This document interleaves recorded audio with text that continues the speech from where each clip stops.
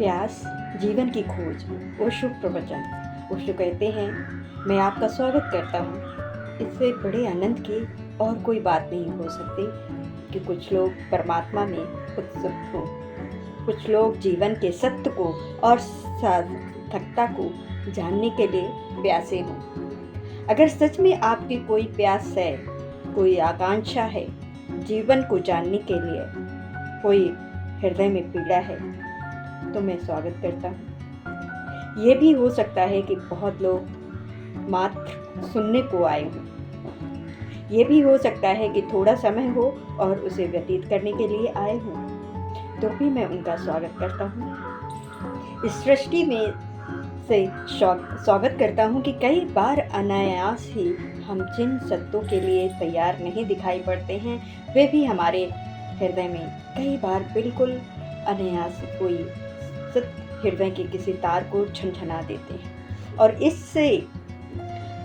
और हम जिसके लिए पहले से तैयार नहीं थे, उसकी तैयारी का प्रारंभ हो जाता है। इसीलिए वे लोग जो प्यासे हैं और वे लोग जो प्यासे नहीं भी हैं, उनके लिए भी इन 4 दिनों में जो बातें होंगी वे किसी बहुत ही काम की बात हो सकती है। इसलिए मैंने कहा है कि मैं आपका स्वागत करता हूँ। और आज इस प्राथमिक पहली चर्चा में, जो कि सर्वाधिक महत्वपूर्ण मुझे मालूम होता है और जीवन में किसी भी खोज का प्रारंभ जिसके बिना नहीं हो सकता है, उसके बाबत ही बात करूँगा। 4 चर्चाओं के लिए मैंने 4 ख्याल किए। अब तो आकांक्षा के ऊपर विचार करूँगा, कल मार्ग के ऊपर, बाद में द्वार के ऊपर और अंत में प्रवेश के ऊपर। हम साधारणताएं मान लेते हैं कि जो हो रहा है, लेकिन बहुत कम लोग हैं जो ठीक पदार्थों में जीते हैं। बहुत कम लोग हैं जिन्हें इस बात का पता भी नहीं चल पाता है कि उनके पास जीवन है। बहुत कम लोग हैं जिन्हें इस बात का बोध नहीं हो पाता है क्या रहस्यपूर्ण सत्ता उनके भीतर विनाश कर रही थी। हम करीब अपरिचित और अनजान ही अपने से जी लेते हैं। निश्चित ही ऐसा है, जीवन कोई आनंद, कोई शांति ना दे पाए तो अस्वाभाविक नहीं होगा। यही स्वाभाविक होगा कि जीवन एक सुख और चिंता और एक परेशानी और एक पीड़ा बन जाए। वैसे ही हमारा जीवन है। स्वाभाविक है कि जीवन को जानने की उत्सुकता पैदा हो। हम जानना चाहते हैं हम क्या हैं, क्यों हैं, हमारी सत्ता क्यों है, कौन सा प्रयोजन है, कौन सा अर्थ है जिसकी वजह से हमें ये होना पड़ा। और अगर हमें ये भी ना पता चल पाए कि कौन सा प्रयोजन है, कौन सा अर्थ है, तो हम जिए तो जरूर, लेकिन जीवन का कोई बोझ होगा। लेकिन जीवन एक बोझ होगा।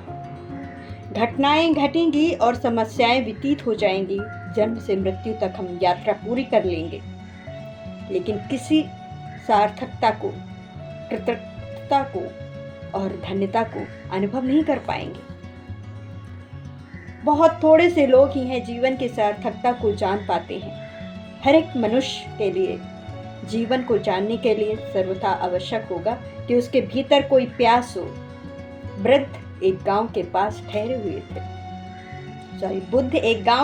ठहरे हुए थे और एक व्यक्ति ने सुबह सुबह आकर के उनसे कहा, आप इतने दिनों से, इतने वर्षों से लोगों को समझा रहे हैं परमात्मा के लिए, मोक्ष के लिए, आत्मा के लिए। कितने लोगों को परमात्मा उपलब्ध हुआ? बुद्ध ने कहा, आपको शायद लगता होगा कि शायद वो कुछ गड़बड़ है। करीब सारे लोग वैसे ही हैं। कुछ लोग बोलते हैं, कुछ लोग चुप रह जाते हैं। इसमें कोई बहुत भेद नहीं पड़ता है। जो चुप बैठे हैं वे कोई बहुत बेहतर हालात में नहीं हैं। हमारे मन में इतने विक्षिप्त हैं, इतने पागल हैं, हमें पता ही नहीं है कि हम क्या कर रहे हैं, क्या कह रहे हैं, क्या बोल रहे हैं, हम कैसे जी रहे हैं, इसका भी हमें कोई पता नहीं है। और इसीलिए इस तरह की बातें हो जाती हैं। बुद्ध ने कहा, मैं लोगों को समझा रहा हूँ, मैं लोगों को कह रहा हूँ। कोई 40 वर्षों से मैंने लोगों को परमात्मा के और जीवन के अर्थ के संबंध में बातें कही है, और ये भी तुम्हारा कहना ठीक है कि कितने लोगों को मोक्ष और कितने लोगों को परमात्मा का अनुभव हुआ। तो तुम ठीक ही पूछते हो, लेकिन इसके पहले मैं तुम्हें उत्तर दूं, मैं ये जानना चाहूँगा कि तुम गांव में जाओ, छोटा सा गांव है, और सारे लोगों से पूछो कितने लोग परमात्मा को चाहते हैं, कितने लोग परमात्मा को चाहते हैं, कितने लोगों की आकांक्षा है, कितने लोगों के मन में प्यास है। वो आदमी गया, उसने गांव के सारे लोगों से सुबह से सांझ तक पूछा। थोड़े से लोग थे गांव में, उसने एक से सारे गांव में फेरिस्त बनाई, सबके पास गया। कोई धन चाहता था, कोई पद चाहता था, कोई यश चाहता था, किसी की कोई और चाह थी, लेकिन परमात्मा को चाहने वाला कोई भी नहीं मिला।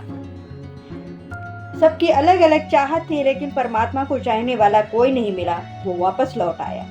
बुद्ध ने कहा कि अगर कोई परमात्मा को ना चाहता हो तो ऊपर से परमात्मा किसी के ऊपर थोपा नहीं जा सकता। बुद्ध ने कहा कि अगर कोई परमात्मा को ना चाहता हो तो ऊपर से परमात्मा को किसी के ऊपर थोपा नहीं जा सकता। कोई किसी को दे नहीं सकता। भीतर प्यास होनी चाहिए तो पानी की खोज होती है, और भीतर प्यास ही ना हो तो पानी अवश्य मिल जाता है। अगर भीतर प्यास हो तो पानी अवश्य मिल जाता है, अगर भीतर प्यास ही ना हो तो पानी कैसे मिलेगा। तो उससे पहले जरूरत जो लोग भी जीवन के संबंध में उत्सुक हों, जो जानना चाहते हों उस रहस्य को, उस अर्थ को जो उनके भीतर, तो अवश्य होगा कि वे इस बात को खोज लें कि उनके भीतर कोई प्यास भी है या नहीं है। इसमें से बहुत से लोगों के भीतर कोई प्यास ही नहीं है। हम में से बहुत से लोग के भीतर कोई आकांक्षा ही नहीं है। हमारे भीतर कोई जलती हुई अमृत तृप्ति नहीं है, कोई असंतोष नहीं है। हम करीब करीब संतुष्ट हैं। हम जैसे हैं करीब करीब उसमें हम संतुष्ट हैं, और हमें ख्याल भी पैदा नहीं होता है, अतृप्ति भी पैदा नहीं होती है। हमारे भीतर कोई तीव्र ज्वाला असंतोष भी नहीं जलती है। साधारणता है, सारे धार्मिक लोग समझते हैं संतुष्ट हो जाएं, तो मैं तो कहता हूँ असंतुष्ट हो जाएं, क्योंकि जो आदमी संतुष्ट हो जाएगा, जो आदमी संतुष्ट हो जाएगा, उसके जीवन में कोई खोज, कोई अवशेषण संभव नहीं होगा। जो आदमी तृप्त हो जाएगा, जैसे जीवन है उससे ही, जो सहमत हो जाएगा, जो जहाँ है उससे ही संतुष्ट हो जाएगा, उसके जीवन में कोई भी विकास, कोई भी प्रगति, कोई भी ऊपर उठने की संभावना ही नहीं है। असंतोष धार्मिक आदमी का पहला लक्षण है, और सत्य की खोज में असंतोष चाहिए। जीवन जैसा है उससे संतुष्टि चाहिए।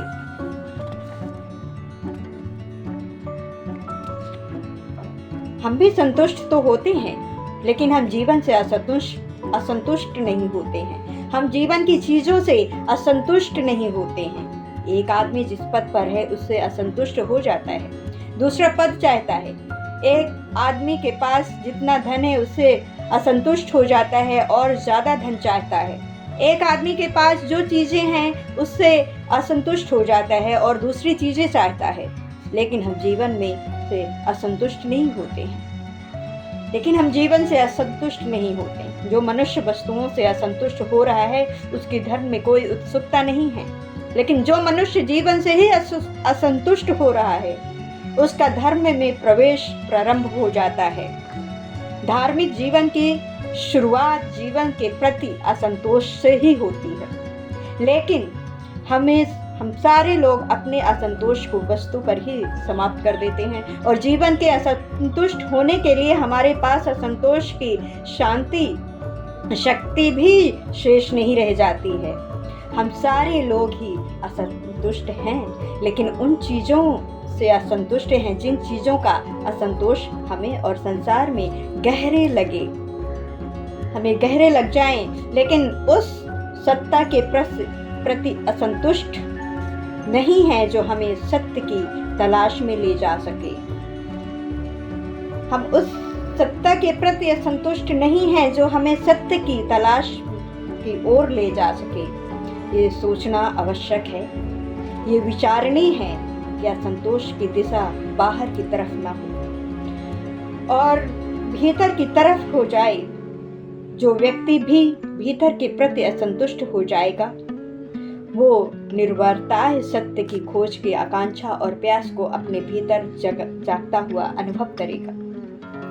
वो अपने भीतर जागते हुए प्यास की अनुभव करेगा। हम जानते हैं जीवन जैसा बाहर है, जीवन एक जैसा विस्तार बाहर है, उससे हम परिचित हैं, लेकिन हमारे भीतर भी एक जीवन का विस्तार है। उससे हम परिचित हैं, लेकिन हमारे भीतर भी एक जीवन का विस्तार है, उससे हमारा कोई परिचय ही नहीं है।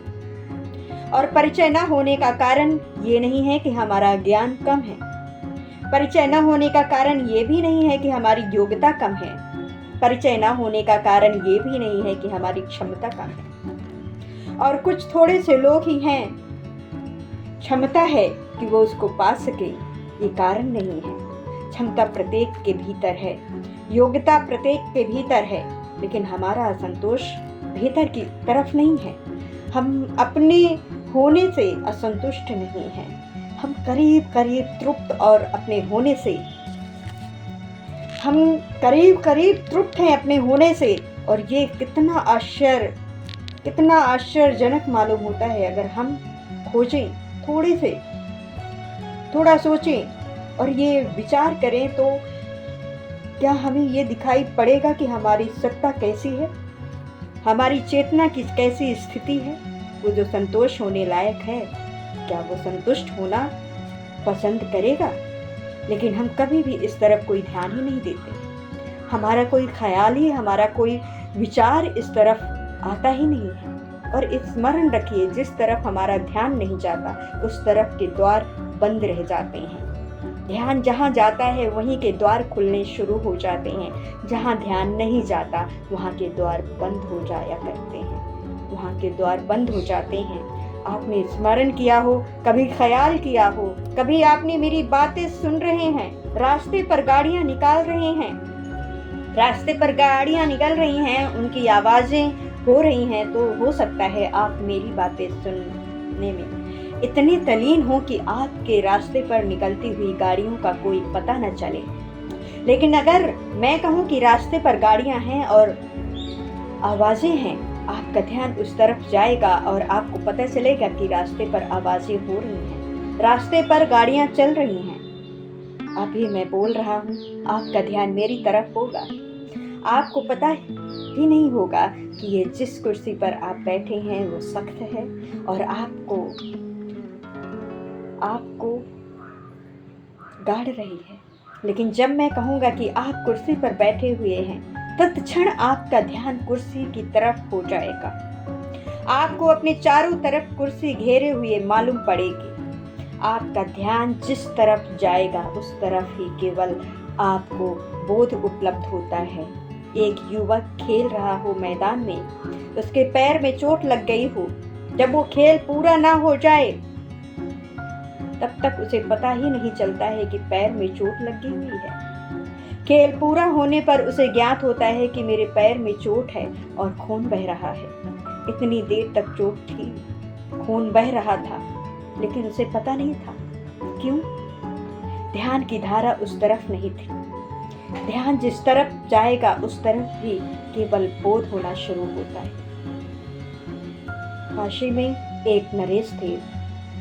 1920 में उनका एक ऑपरेशन हुआ। उन्होंने कहा, मैं ऑपरेशन के वक्त किसी तरह का क्लोरोफॉर्म, किसी तरह की बेहोशी की कोई दवाई लेना पसंद नहीं करूँगा। तो कहा गया, फिर कैसे होगा ऑपरेशन? तो उन्होंने कहा कि मैं गीता पढ़ना चाहता हूँ, मैं गीता पढ़ता रहूँगा। जब मैं गीता पढ़ता हूँ मुझे सारी दुनिया भूल जाती है। उस वक्त मेरा ऑपरेशन कर दिया जाए। डॉक्टर बहुत दिक्कत में पड़े, खतरा भी हो सकता है। वे गीता पढ़ते हों और बीच में ध्यान टूट जाए तो डॉक्टरों ने छोटा मोटा ऑपरेशन करके पहले देखा, लेकिन पाया कि उनका हाथ अभी काट दिया जाए तो भी गीता पढ़ते वक्त उन्हें उसका कोई बोध नहीं होता। उनका हाथ भी काट दिया जाए तो भी गीता पढ़ते समय उसका कोई बोध नहीं होता। फिर उनका पूरा ऑपरेशन हुआ। उस ऑपरेशन की सारी दुनिया में चर्चा हुई। बड़ा ऑपरेशन था, पेट का ऑपरेशन था, लेकिन वे गीता पढ़ते रहे और ऑपरेशन हुआ। खलीफा उमर हुआ। एक बहुत अद्भुत व्यक्ति हुआ। वो युद्ध के मैदान में था। उसको एक तीर मार दिया गया, उसको तीर चुभ गया। तीर इतने गहरे घुसा था कि उसे निकालना कठिन काम था। इतनी पीड़ा दर्द की स्थिति थी कि उसे निकालना मुश्किल था। चिकित्सकों ने कहा हम क्या करें। लोगों ने कहा जब उमर साहब नमाज को बैठे तब खींच करके उसे निकाल लेना, उसे कोई पता ही नहीं चलेगा। खलीफा उमर साहब नमाज पढ़ने बैठे और उसका तीर खींच करके निकाल लिया गया। उसे कुछ पता ही नहीं चला, उसका ध्यान कहीं और था। वस्तुतः जहाँ हमारा ध्यान होता है उसी सत्ता का हमें केवल बोध होता है। जहाँ हमारा ध्यान होता है उसी सत्ता को केवल हमारा बोध होता है, किसी सत्ता का हमें बोध नहीं होता। हमारा ध्यान भीतर की तरफ नहीं है, हमारा ध्यान बाहर की तरफ है। इसलिए कि दुनिया हमें ज्ञात होती है, भीतर की दुनिया हमें ज्ञात नहीं होती। हमारा ध्यान शरीर की तरफ है, इसलिए शरीर का हमें पता चलता है और आत्मा का हमें कोई पता ही नहीं चलता। फिर लोग हैं जो पूछते हैं आत्मा है। उनसे केवल इतना ही कहना होगा, आत्मा तो जरूर है लेकिन उसकी तरफ ध्यान नहीं है। इसको स्मरण रखिए, जिस तरफ आपका ध्यान होता है उसी सत्ता का केवल बोध होता है और कोई बोध आपको उपलब्ध नहीं हो सकता। हमारा ध्यान भीतर की तरफ नहीं है, हमारा सारा ध्यान बाहर की तरफ बटा हुआ है। एक चीज हमारे ध्यान से हटते ही तो दूसरी आ जाती है, दूसरी हटती है तो तीसरी आ जाती है। कोई विराम नहीं मिल पाता है जहाँ की हम भक्ति की तरफ ध्यान को ले जा सकें। और इसीलिए बाहर का संतोष हमारे ध्यान को भीतर नहीं आने देता। जीवन के प्रति असंतुष्ट होना आवश्यक है। जो ध्यान की धारा भीतर की तरफ अपनी शुरुआत हो जाती है, कैसे होगा ये, क्या रास्ता होगा, उसकी हम इन 4 दिनों में चर्चा करेंगे। कैसे ध्यान भीतर चला जाए और हम सत्ता को अनुभव कर सकें। और जो सत्ता है वही सत्य है, जो सत्ता है वही सत्य है। और जो स्वयं को जान लेता है वही परमात्मा को भी जान लेता है। क्योंकि मालूमता है मैं अपने केंद्र में, अपनी जड़ों में, अपनी सत्ता के अंतरिक्त हिस्से में जो कुछ हूँ वही सारा जगत भी है। सारी बात, सारी चेष्टा, सारी साधना और सारे धर्म एक ही बात से संबंधित है कि ध्यान की धारा, वो जो कांश सेना है हमारी, उसकी जो धारा है वो बाहर की तरफ न बह करके भीतर की तरफ कैसे बह जाए। इसका कोई ये अर्थ नहीं है कि हम बाहर की तरफ अंधे हो जाएं। इसका ये भी अर्थ नहीं है कि हम बाहर की तरफ से ध्यान को इस भांति खींच लें कि बाहर की दुनिया में हमें मुर्दा हो जाए।